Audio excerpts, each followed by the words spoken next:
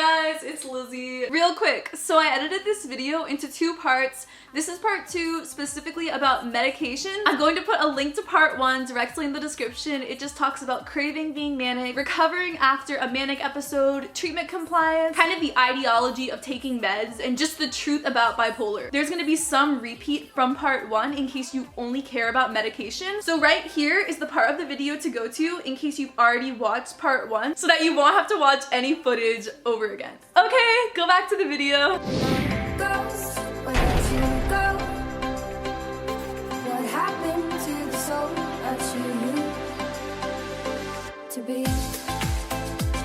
Some people who miss mania and are complaining about feeling numbed, feeling less emotion, may actually be over-medicated. I try to hold these secrets inside me. My mind's like a deadly disease. I'm bigger than my body. If you feel not normal, not yourself, you may need to change the dosage of your meds. And I think sometimes we're not fully listened to because people just think, oh, you're craving the mania, you want this out of reality emotional feeling. But sometimes you really do need to change your medicine. If you feel miserable and numbed and like you don't have any emotional spectrum, you don't feel passionate or creative, something's wrong. Change your meds. There are several dozen different mood stabilizers, antipsychotics, and antidepressants that are used to treat bipolar. And then within those medicines, you can combine several together. You can have different dosages. So there are so many options that can be used to treat your brain. Psychiatry is like an art form, and so there's not one way to treat bipolar. Being medicated is kind of a game of trial and error, and so if you feel uncomfortable with the dosage you're on, you need to tell your psychiatrist and change your medicine. Your medicine needs to become individualized to your brain, and the only way that can happen is if you speak up and tell your psychiatrist what you like, what you don't like. Some of the psychiatrists I've seen are okay with me being hypomanic sometimes. They understand that as long as I am on medicine, as long as I'm sleeping enough, they don't have any problem or worry. They don't see it as dangerous if I'm hypomanic some of the time. Recently, when I've gone on new antipsychotics and I say, oh, I start to feel no emotion in my relationship with God, I start to feel distant from other people, I don't feel happy as much anymore. When I report that feeling, then they reduce the dosage I'm on, and then I feel normal again. This is a pill divider. It's something that my psychiatrist told me to buy, and so you can divide your pill in half. And so if you're on a certain dosage and it's too much, divide it in half, see if you feel better. A good doctor will listen to you and want you to feel a full spectrum of emotion. And so if your doctor isn't okay with adjusting your meds, then go find a new psychiatrist.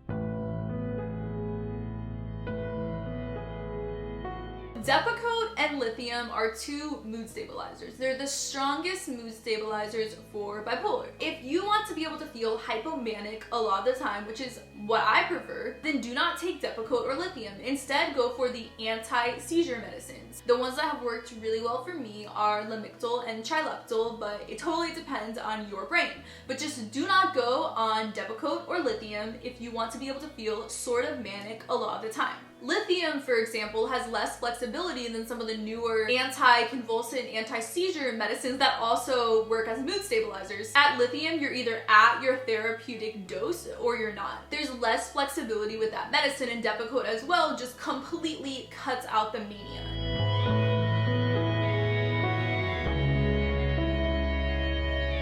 A medicine I'm on right now that I really recommend is called seroquel. It's an antipsychotic, which you might be scared to go on because antipsychotics, their entire job is to make you less manic. But they also help with depression sometimes. For me, I'm on them because they make me feel more in reality, because I feel so out of reality, memory loss, like my brain just does not record memories. I feel disconnected from other people. The thing about seroquel that is amazing is you can be at your working dosage, and then you can double the dosage on nights where you feel more manic and like you're not able to fall asleep. It's the only non-addictive sleep medicine there is in that it completely knocks you out. So the thing with seroquel is I'm allowed to be hypomanic sometimes, but then if I go too manic one day and I'm not gonna be able to sleep, I take double seroquel that night and it knocks me out and keeps my sleep cycle in check. Sleep is the most important thing. As long as you're getting enough sleep, it doesn't really matter how manic you are. It does, but if you're getting enough sleep, you're never gonna go manic enough to where you're gonna do something to kill yourself or ruin your life.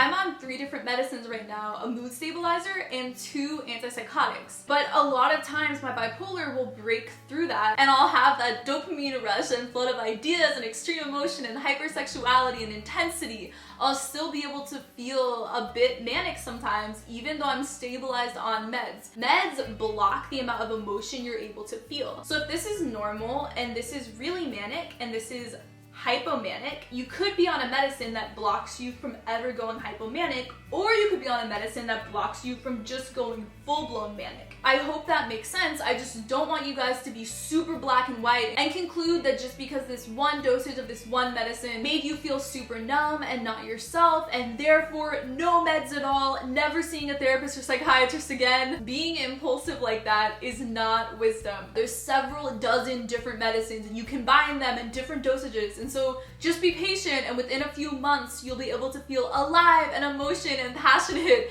and you'll feel like yourself again, even though it's not that extreme dangerous manic. You'll still have a bigger spectrum of emotions than the average person. You can still be manic while on medicine. I was on a really high dosage of Lamictal, 300 milligrams, and I had the worst manic episode I've ever had while on that medicine because it doesn't do a good job of preventing you from going manic. If you're gonna want to be manic all the time, the least you can do is be on a mood stabilizer like Lamictal that prevents you from crashing into depression right after and becoming suicidal because you were so manic and it crashed into the worst depression. Please just be on some sort of medicine. And I argue with my psychiatrist sometimes. I tell them I refuse to go on certain medicines and they are okay with it. They understand. They deal with bipolar patients all the time and we suck at treatment compliance. So they get it. They're not going to be super put off and scared of your reactions.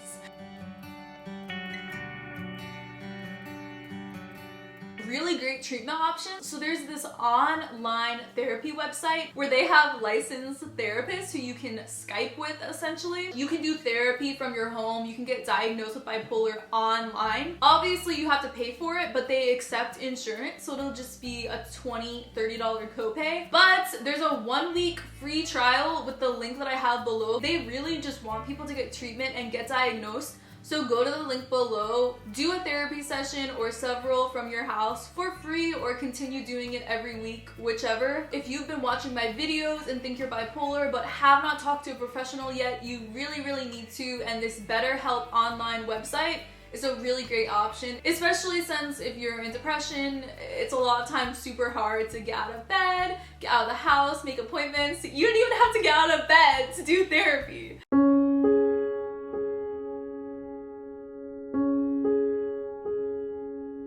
1 in 4 people with bipolar do end up killing themselves. So many other people attempt suicide. Letting yourself go super manic is extremely likely to immediately crash down into this severe depressive state. In bipolar, the depression isn't this chill, numbed state of being.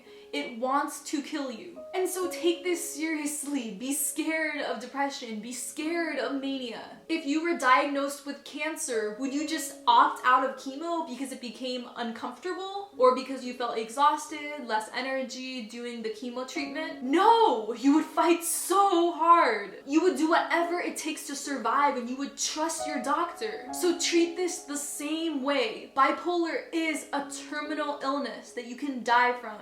Unless you're on medicine, there's nothing blocking your brain from crashing into that horrible state. I hate depression so much, and I don't want any of you to have to live through that. It's horrible reading so many comments and messages constantly as part of my YouTube.